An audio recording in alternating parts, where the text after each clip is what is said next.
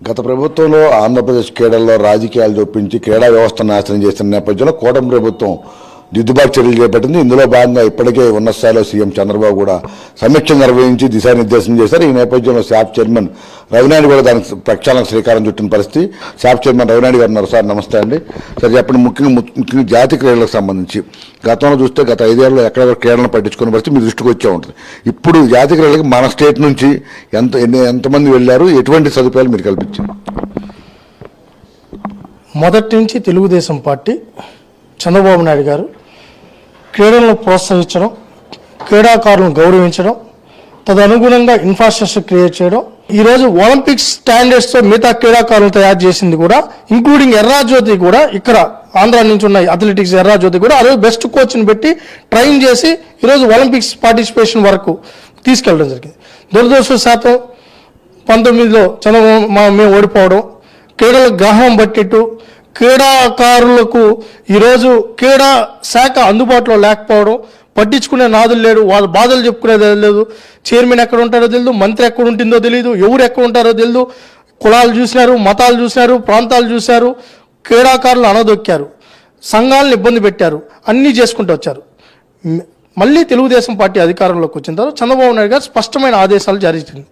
క్రీడా విభాగం అభివృద్ధి చెందాలి, ఈ రాష్ట్రాన్ని క్రీడా ఆంధ్రప్రదేశ్గా మార్చాలి, తదనుగుణంగా కార్యాచరణ తీసుకునండి. గత 5 సంవత్సరాల్లో స్పోర్ట్స్ పాలసీయే లేదు. మేము 2 నెలల నుంచి నేషనల్ గేమ్స్ ప్రిపరేషన్ కోసం స్పోర్ట్స్ అథారిటీ క్రీడాకారులకు ఈరోజు అసోసియేషన్స్ క్యాంప్స్ నిర్వహిస్తుంటే వాళ్ళకి ఎంత డబ్బు కావాలంటే అంత ఇవ్వాలి, ది బెస్ట్గా ట్రైన్ అవ్వాలి, పిల్లలు మన రాష్ట్ర గౌరవాన్ని పెంచాలి, అదేవిధంగా మెడలిస్టులుగా మారాలనే ఉద్దేశంతో మేము ఆ రోజు సంఘాలకి లేఖ రాయడం జరిగింది. సంఘాలకు లేఖ రాసి మీరు క్యాంప్స్ ఎప్పుడప్పుడు ఏ తారీఖులో నిర్వహిస్తారు, దానికి కావాల్సిన ఎంతమంది మీ సెలక్షన్ను లిస్టు పంపించండి, దానికి కావాల్సిన టీఏడిఎల్ కావచ్చు, ఫుడ్ కావచ్చు, దాని తర్వాత క్యాంపుకు కావాల్సిన ఏదైతే ఉందో డ్రెస్సు, అదేవిధంగా కిట్స్ అవన్నీ కూడా మీకు ప్రొవైడ్ చేయబడుతుందని చెప్పి లేఖ కూడా స్పష్టంగా లేఖలు కూడా రాసాం. లేఖలు రాయడంతో పాటు వాళ్ళకి సమాచారం కూడా అందించాం. తర్వాత గత జరిగిన తప్పిదాలన్నీ కరెక్ట్ చేసుకుంటూ వస్తున్నాం, అసోసియేషన్స్తో సమన్వయం చేసుకుంటున్నాం, మీటింగులు పెట్టాం, వాళ్ళు కూడా రమ్మని చెప్పాం, గౌరవంగా మాట్లాడుతున్నాం, ఎప్పుడూ లేని విధంగా గ్రీవెన్స్లు పెట్టాం. క్రీడాకారులు కుటుంబం వాళ్ళు నేరుగా వచ్చి డైరెక్ట్గా చైర్మన్ కానీ మంత్రి కానీ ఎండి కానీ కలిసే పరిస్థితిని తీసుకొని వచ్చాం. స్పోర్ట్స్ అనేది అందరిది, మీది అని చెప్పి ఈరోజు ఎవరు ఎక్కడ ఏ టైంలో అయినా వచ్చే పరిస్థితి నెలకొల్పాం. అనవసరమైన ఆరోపణలు రాష్ట్ర ప్రభుత్వం మీద స్పోర్ట్స్ అతను గతంలో ధర్మాన కృష్ణదాసరావు అతను అధ్యక్షుడు, ఇతను కార్యదర్శి, విజయసాయిరెడ్డి ఇతని గురువు. కేవలం గత ప్రభుత్వ ఆలోచన అనుగుణంగా బిహేవ్ చేస్తున్నాడు. ఈ ప్రభుత్వానికి చెడ్డపేరు తీసుకొని రావాలని చూస్తాడు. విజయసాయిరెడ్డితో కలిసి ముందుకు సాగిన వ్యక్తి ధర్మాన కృష్ణదాస్ ఎవరైతే మాజీ మంత్రి ఉన్నారో, వైసీపీ మాజీ మంత్రి, అతని అధ్యక్షుడిగా ఇతను కార్యదర్శిగా ఉన్న వ్యక్తి మా మీద ఉపేక్ష. ఇదిగో ఆధారాలు.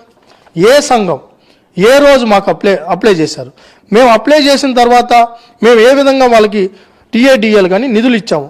ఈరోజు నిన్న కూడా 3 సంఘాలు అప్లై చేసుకున్నాయి, నిన్న అయినా ఇస్తున్నాం. ఈ అసోసియేషన్ మీద ప్లేయర్స్ కూడా ఆడకూడదు, మా ద్వారానే ఆడాలి, ఈ రాష్ట్ర ప్రభుత్వ లోగో వాడకూడదు, శాప్ లోగో వాడకూడదు అని చెప్పి కోర్టుకు వెళ్ళిన ఏకైక వ్యక్తి ఇతను. ఎంత నీచంగా ఆలోచనలు వీళ్ళు. స్కూల్ ఫెడరేషన్ గేమ్స్లో నేషనల్లో మెడల్ సాధించారు అంటే స్కూల్ పిల్లలు మెడల్ కొట్టినా కూడా 3 లక్షల రూపాయలు పారితోషికం ఇచ్చే విధంగా ఈ రాష్ట్ర ప్రభుత్వం నిర్ణయం తీసుకునింది. పిల్లలు కూడా ఎవరైతే క్రీడాకారులను కూడా స్వాగతం తెలుపుతున్నాం. రెడ్ కార్ పెట్టేసి మీరు ఈ రాష్ట్ర గౌరవానికి సంబంధించిన వ్యక్తులు, మిమ్మల్ని గౌరవించి గౌరవంగా చూసుకొని మిమ్మల్ని ఒలింపిక్స్ ప్లేయర్స్గా తీర్చిదిద్దడానికి రాష్ట్ర ప్రభుత్వం సిద్ధంగా ఉంది. కూటమి ప్రభుత్వం అధికారంలో వచ్చిన తర్వాత క్రీడా రాష్ట్రంలో గత ప్రభుత్వంలో పూర్తిగా విస్మరించిన ఆ క్రీడా వ్యవస్థను, అలాగే క్రీడాకారులను కూడా పూర్తిగా ప్రోత్సహించే విధంగా నిర్ణయాలు ఇస్తున్నట్టు కూడా రవినాయుడు చెప్తున్నారు. అదేవిధంగా తమ ప్రాంతం కూడా ప్రతిభ ఉన్న ప్రతి క్రీడాకారుడు కూడా జాతీయ అంతర్జాతీయ స్థాయిలో రాణించడంతో పాటు వారికి అనే విధంగా ప్రోత్సాహాలు అందించి రాష్ట్ర ప్రభుత్వ అత్యున్నతంగా వారిని గౌరవిస్తామని కూడా స్పష్టం చేస్తున్నారు. ఉమామహేశ్వరరావుతో వరప్రసాద్, ఏబిఎన్ ఆంధ్రజ్యోతి, విజయవాడ నుంచి.